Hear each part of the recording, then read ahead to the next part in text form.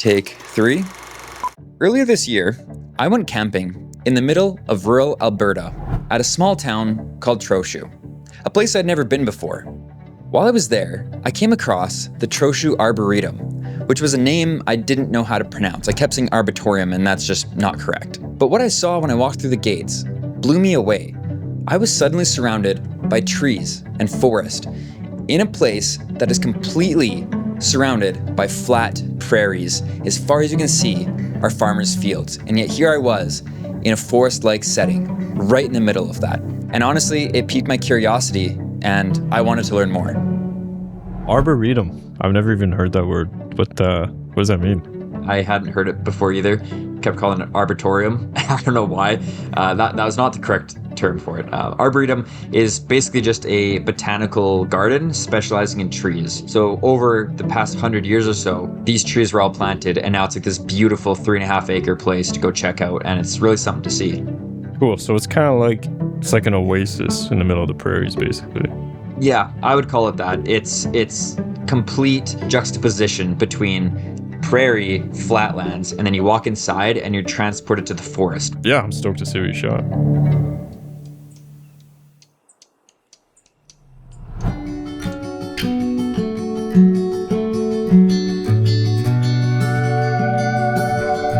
We're in a 3.5 acre garden dedicated to trees. It's a mini forest growing on the edge of the prairies, right on the edge of the town of Trochu.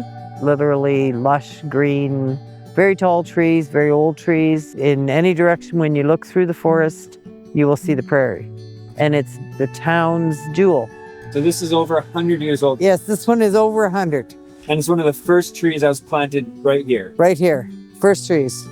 The wych elm was brought by William Garrick in 1920s. When he moved here from England, there was very few trees planted at the time. He planted most of the very old trees in here.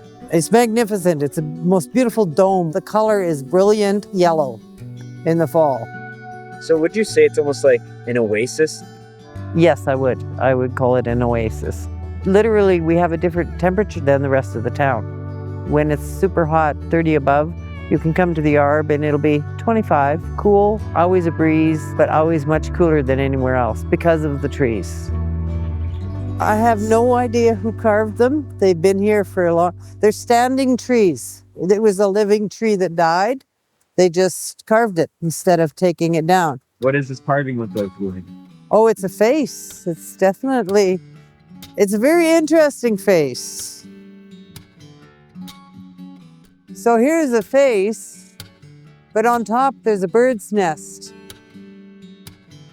So he's pretty cool. These plants here, they will grow about this tall. And I have pictures that I took that, they're right, he's hiding behind them because they get so big and spread out so much. Favorite tool, it's an Asian hoe. Well, they're over 5,000 years old.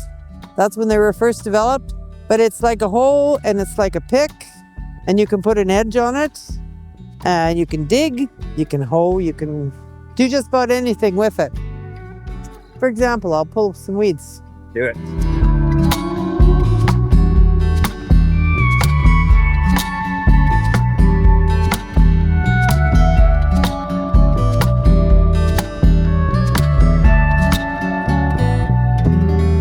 Why do you think it's important to have a space like this for the public to come and for people to just come experience? People have a real variety of experiences when they come here. A lot of people come and they shed grief. That's one of the biggest things we do is they walk the Arb or they work here. They come as volunteers and they weed and they prune things and they can do things where other people aren't around them, and nature takes their grief. They can walk out feeling better about themselves and healed. I also have people who download. They're on their way home from a high-stress job. They pull into the Arb, they come through the gates and they're power walking. By the time they do the lap, it's 1 kilometer of trails, and they walk back out the gate. They're walking at a normal pace. They've shed all the daytime stress, and they can go home and be with their families, and they're not bringing that with them. Well, it's life. It's life. If we didn't have nature, we'd have a very hard time existing. Thanks for watching. This was a fun one to film because I got to explore the Arboretum, meet some really nice people, but also it was cool to highlight rural Alberta and one of the small towns here in the province.